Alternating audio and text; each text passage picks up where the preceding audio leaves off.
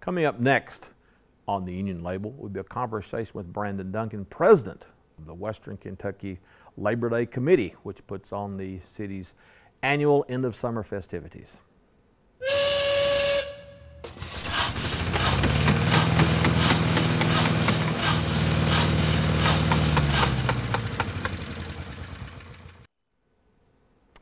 Welcome to the program. Well, thank you, Barry. Thank you for inviting me, and thank you for having me. It's a privilege for me. This year's program is going to be different in a number of ways. I guess the biggest difference is the parade route.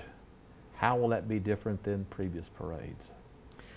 Well, you're right. It is different, and we're really excited about what we have and the events that we have going on. The parade this year is actually going to start on 14th Street, which is right in front of the police department, and it's going to head downtown. On Broadway, of course. On Broadway. Right. And so that's a little bit different, you know, getting the staging lined up and bringing that parade in an opposite direction is proved challenging, but yet it's going to be. What made you all decide to reverse course? Because all these many years, you know, it starts downtown and then goes the other way. What made you all decide to reverse course? Well, I think the foresight of the committee, you know, just kind of seeing what we've done in the past. We have different people on the committee this year, and yet some of the old ones that are still there. They looked at it, kind of looked at the overall, what all had been going on, and they just said, well, let's make a change. And so that's what they did. So I give my committee, you know, the... Why don't we just give the committee credit? Can you name the committee members? Well, I can. Our parade coordinator is Bubba Dawes. He's the one that is taken in charge of the parade. Done it for years. Done it for years, so we put a little bit more burden on him this year. Directing business representative of 154 Lodge of the Machinists over at Calvert City. Yep. And then Wayne Chambers, he's our new financial secretary. Retired steelworker. Retired steelworker. David Burnett, he's our recording secretary. And he's from AFSCME. He's from AFSCME. Okay. And then Jim Key, he's also on there. Frances Willie, who's done the show in the past, she's actually in charge of our judges this year. So anyway, she stepped down just a little bit, but let me tell you, she's still there, and I appreciate everything that she's done.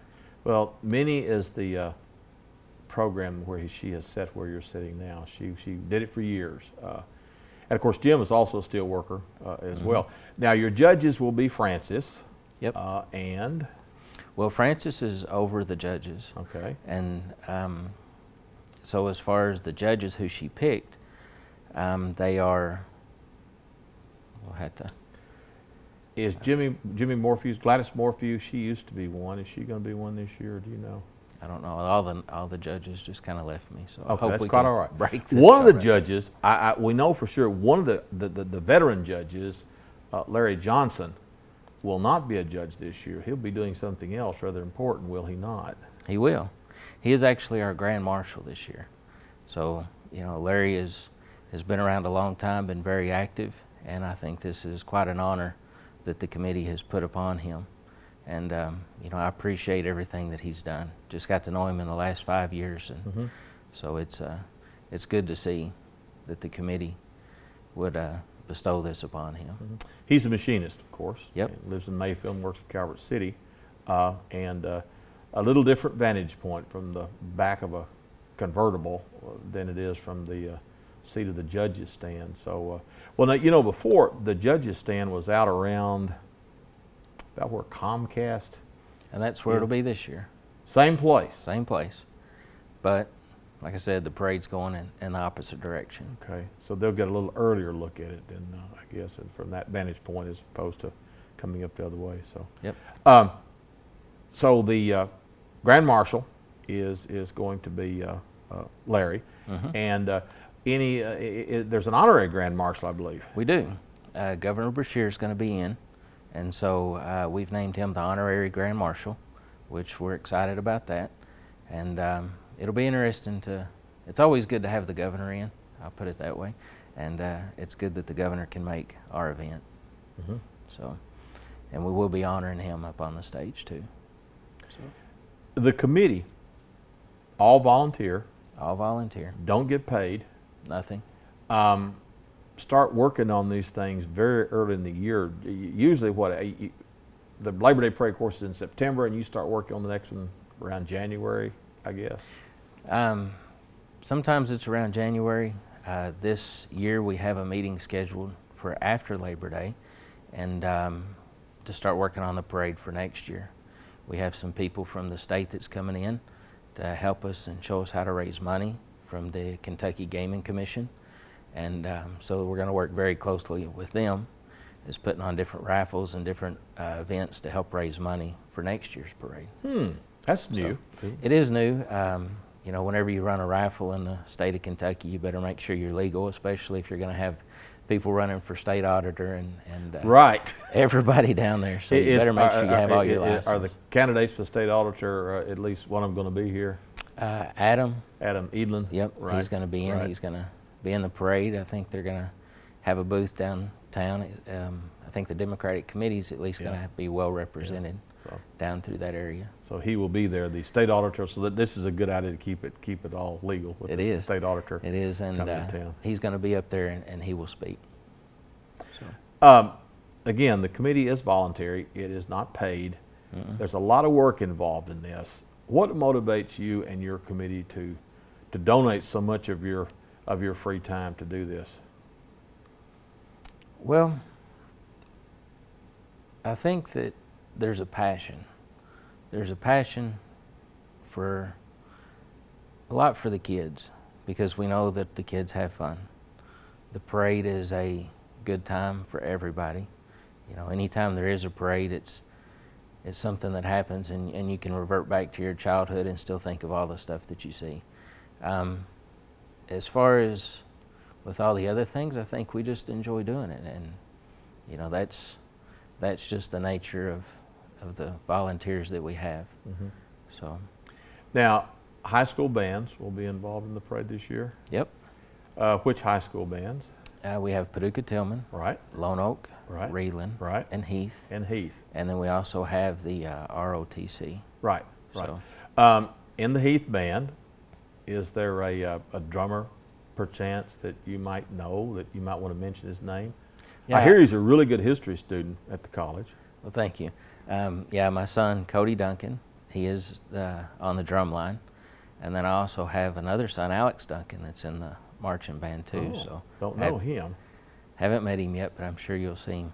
Oh, that's great. You were talking about kids. Our son, who is now 18 years old and is a freshman at Murray State, but I can still remember when he was a kid at the parade. He was down there, I don't know how old he was, 5 or 6, barefoot, running around collecting candy. And he filled up both of his pockets and started to fill up his shirt, and then he borrowed my baseball cap and filled it up. And I mean, he just overflowed with candy. And so many kids do that, and that's just a lot of fun seeing the kids do that. They really enjoy the candy part of it. It is. Talking about the candy part of it, our local will have a float in the parade too. And it's a little bit of an expense when that comes out. I will have to tell you, it's usually around $300 or $400 that each of those floats spend on candy that is passed out during that day. Wow. So you know, we thank the local merchants for providing us with all the candy, because sometimes we buy a lot of that candy in bulk. Yeah. Especially at this time. Yeah. And of course, a lot of kids ride on those floats too. Oh, they do. Yeah. What are some of let's look back at past parades, some of the floats that you thought were particularly interesting. I know there's one that I like. I believe it might be sheet metal workers. The float is in the shape of a toolbox. Are the sheet metal workers who do, are they the ones who do that one? It was either them or the carpenters, because I know they was going out through the parade and handing out little toolboxes. They have, but there's one float, and it's a big metal toolbox. And I don't know, might not be sheet metal workers, but they do that. And well, now this year the theme of the parade. Every year we have a theme. What is this year's theme? This year's theme is past, present, and future together with solidarity. So that was kind of decided on pretty early. You know, it's similar to last year's, but it has a little bit different theme, because what we was looking at is with the different people that's retiring, because there's a lot of people that's retiring during, especially in Western Kentucky, a lot of the different plants and things like that. You have a lot of the baby boomers that are heading on out. Yes, we are. Yeah. Getting close. And but also to let people know that, you know, there's a future, and there's a future within this parade and with this committee, and also within the Western Kentucky area and the city of Paducah. Mm-hmm. So Now this will be the what annual parade? 36. 36th. And of course we had talked before that these parades go back to the A long time. 1890s. And in fact, about a decade after the first Labor Day parades, Paducah started doing them. And then after World War II, they stopped for reasons not entirely clear, and then they were Yep. resurrected, and they've been going a great gun since. At one time, of course, Paducah had the official Kentucky State AFL-CIO Labor Day Parade. This was the largest parade in the state, and I don't think they even have a parade. I think in Louisville they go to the zoo, don't they? It's like a picnic. They do. But Paducah is an actual parade, a traditional Labor Day parade. So we'll have the high school bands, the ROTC unit from Naval ROTC from Tillman, the high school bands, floats. Any other entries that are always crowd pleasers that will be back? Well, I know there's over 60-something entries. So anyway, we'll just have to see. Yeah. You know, Yeah. I think the judges do a very good job as far as, you know, the best choice. So we'll see. Mm-hmm. Mm-hmm. So I think we can. Would this be one of the larger parades, you think? One of the longer ones with that many units? Yeah, this is the largest parade that we do have in Kentucky, or in Paducah. The Is it- Christmas will- parade is getting close, but so far the Labor Day parade Yeah. is the largest. But will it be, do you have any idea if this will be the largest Labor Day Oh. parade in history, or? That I don't have a clue. But it'll be a pretty good sized procession. Yeah, we are looking at lasting about an hour and 15 minutes to about an hour and 30 minutes. So we're going to start at 9:30, and we think it's going to finish up around the downtown area at around 10:30, 10:45. So. Oh, and then, and of course, there again, Bubba Dawes, that's quite a job to coordinate and to make sure everyone gets off at the right place, isn't it? It is. He does have a job. He's got a very difficult job when it first starts out, and especially lining them all up, because that morning, you know, we're asking everybody to be down there at 8 o'clock and To line up. to start lining up. Yeah. And Yeah. then you start getting all the people and the kids, and it's quite an undertaking on his part. And he's got a good team with him and a good committee that'll help him out. Mm-hmm. Mm-hmm. So, and then also too, the Paducah Police Department and the McCracken County Sheriff's Department will also be there to help us out too. Mm-hmm. Getting back to new attractions this year, again, of course, traditionally the parades have been at Carson Park. They were at Noble Park at least once I can remember. So the festivities, so to speak, will be in the parking lot opposite Whaler's Catch Restaurant in that area. That's correct, and also the farmers market. And the parking farmers lot. market area. Yep. So what will be new and what will be old about that? Well, the new part will be the farmers market area. We've been down there and talked to the farmers, and they said they would be present that day. Usually they kind of take Labor Day off, but we said we're having this event down here, and it's up to you to show up if you want. So they was happy that we included them in on our advertisement, and anytime you can help out your local people, especially your local farmers, Sure. that's much appreciated. So by they'll them. be selling fruits and vegetables? They will. A little bit to the side of that, we teamed up with an organization called the Whittle Sons. They're a bike organization that helps veterans and helps their families. And so they have a very large motorcycle, and it's turned into a car and boat show. So that's something new. Yes. And so they're going to be around, and I think they have a motorcycle run later that evening after it gets dark. So, Right, right. So it's So they used to have car shows a few years ago, but I don't think they've ever had a boat show. That'll be well, I think they're going to bring in some other things, and that'll be interesting. Yeah. it's kind of be a surprise to me too to see Well, what it'll be those fun. guys do. Yeah. Traditional barbecue, I'm assuming, will be there? Yep. Yep, the traditional barbecue there. We have 3 different vendors that'll be selling different And styles who are and the forms. barbecuists? C&B, I think they cook out here at Lone Oak. Larry, Yep, Darrell, and seen them Darrell, out there. Uh-huh. they're going to be there. And then Jeff Edwards out of Benton. I forgot his one that he But that's runs. always been a real tradition, is the barbecue with it, barbecue sandwiches and all the trimmings, part of the Yep. parade. Yeah. And so I think those guys and gals are going to put on a pretty good show with all the smoke and everything rolling. It'll smell really good down there. Oh, it always does. Yeah, yeah, yeah. And then across from the parking lot from Whaler's Catch, what we're going to have is a lot of vendors, organizational vendors and merchant vendors.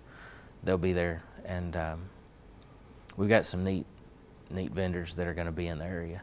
Well, talk about them. Well, I just want to really point out one. I got a phone call the other day, and I hope that a lot of people come down. This guy out of Murray, he's got an organization that he works with, and he has a scroll, and it's like a large thank you note from the people from the city of Paducah and everybody that comes down and signs it. And what will happen with this scroll is they take it and they send it to a camp either over in Afghanistan or Iraq. And so I think that'll be a really good thing. The more people we can get to sign that, the better off that'll be. Right, So, right. That'll be new. yep. And what else new? Well, Gleason Vineyards will be there, along with the Purple Toad Winery.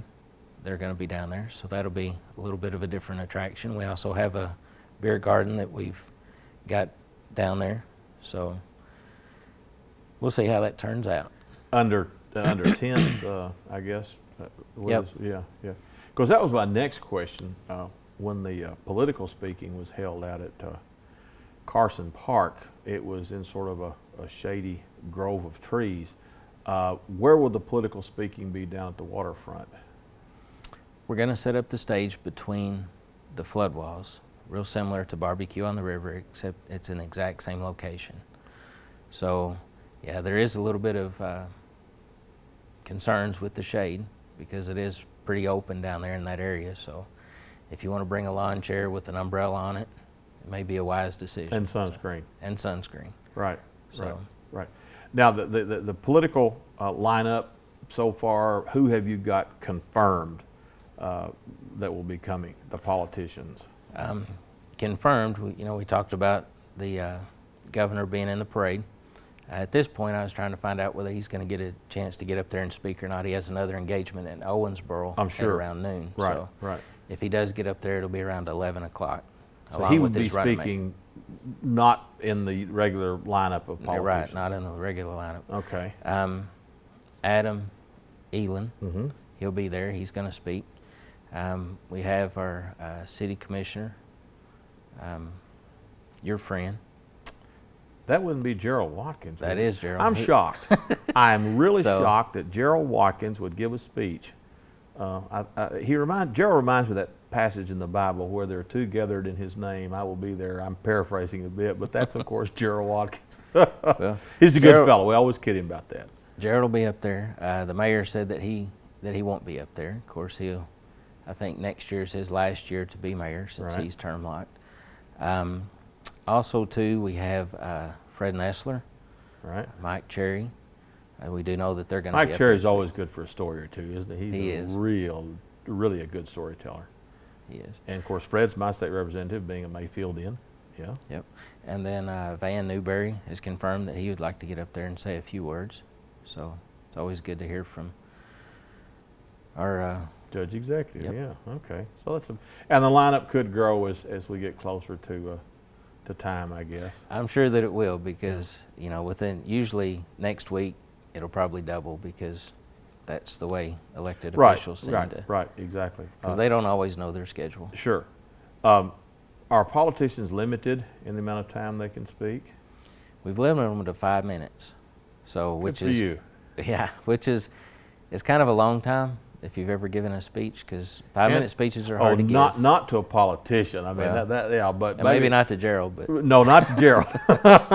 but you do have to put a limit on them. That's for You know, sure. Gerald is also the timekeeper at the Fancy Farm Picnic, and I always tell people that, of course, Gerald's a black belt in karate, and so if they go over overtime, Gerald will take care of them, I guess. But I don't know who will be the timekeeper on Gerald as we go through this thing. And I think people appreciate that you don't want them to just go on and on and on and on, especially if you're down the line to speak. That's the thing for that.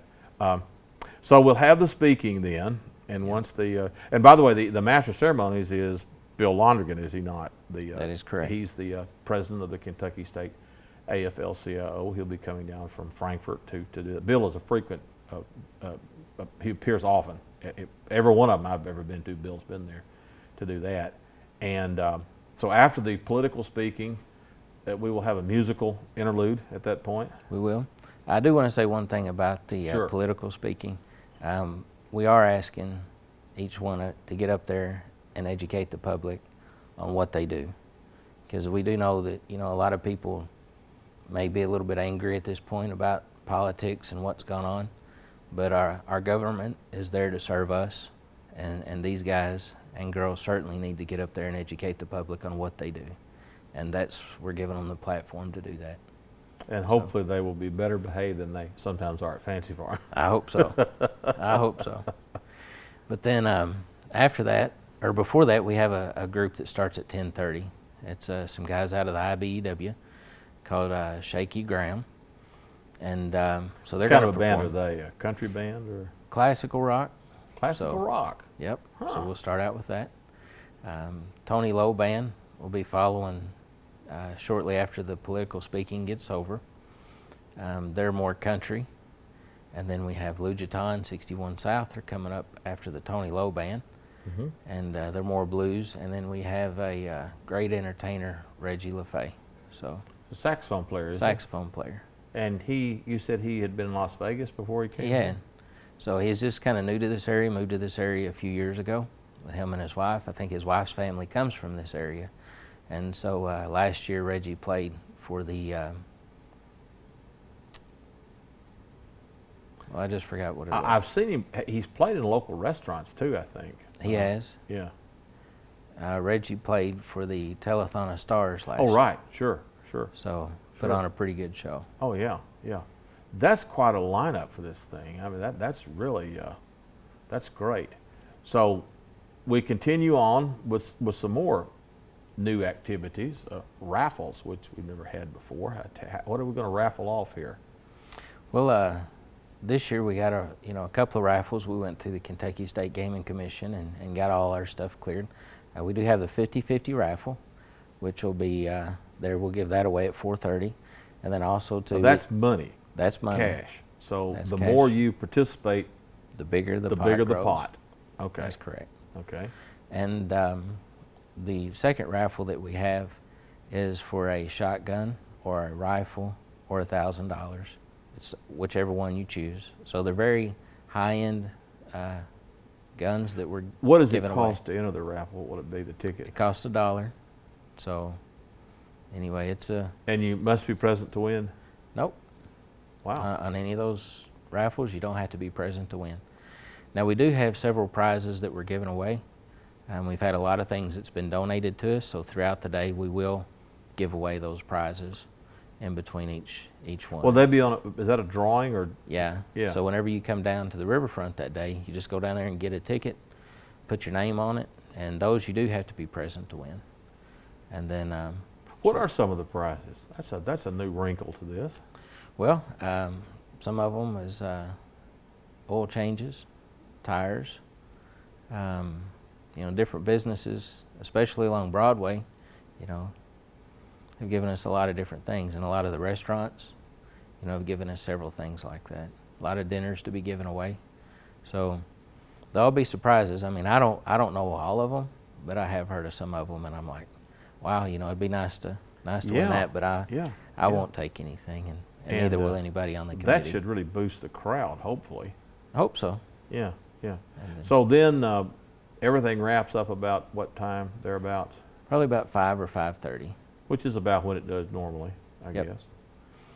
Yep. I think after that, our beer garden will close down at around 4:30, and then we'll try to start wrapping things up about 5 or 5:30. Yeah. So, Wow. but if those musicians take hold, you never know. You know, Reggie gets them up there and they just keep playing along. You never know how long it'll last. So. You did mention that, to wrap up all the bands, and Reggie will get together for a last big. Yeah, he's going to work with the bands, and they're all going to get up there and have like a, you know, he wants to ask them what all music that they play, and then all of them get up there together and play 2 or 3 songs towards the end. Mm-hmm. So that'll be nice. In the few days before the parade, is there an information number or someplace people can call or to find out that sort of thing? Sure. If they want to call me, my number is 270-559-5959. That's an easy one to remember. That's an easy one to remember. And if they have any questions or if they have any late entries that they would like to try to get in, I know I'll put that off on Bubba, but we'll make that happen for them. Wow. So then after all is said and done, then you'll meet again. What will you just kind of go over, sort of a post-mortem to see what went right and what went wrong, and what maybe we want to do next year, what we don't want to do next year? Is that sort of what you'll do? Yeah, usually after any time you have an event, something like this, you always have a after event to see to see what went right, you know, to maybe improve on next year, see what you like, see what the crowd's like, you know, maybe what people would like to see more of. And so we'll get back together and talk about that and see what we can start lining up for next year.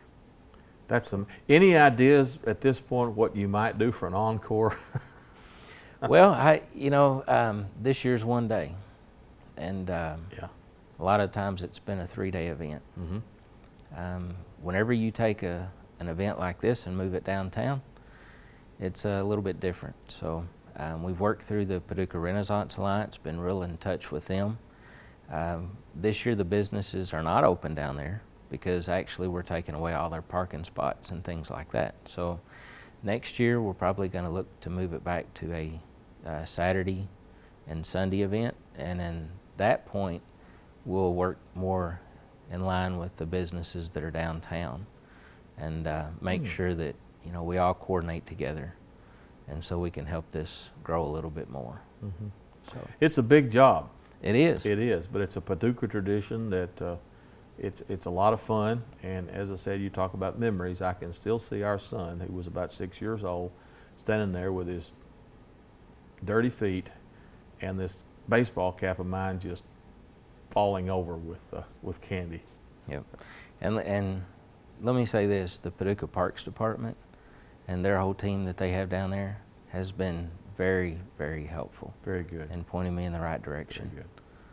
And, we're out of time. Thank you for joining us. My guest today was Brandon Duncan. Hope to see all of you at the Paducah Labor Day Parade. Let's keep our fingers crossed it'll be sunny but cool. I'm Barry Craig. Thank you for joining us. We'll see you next time.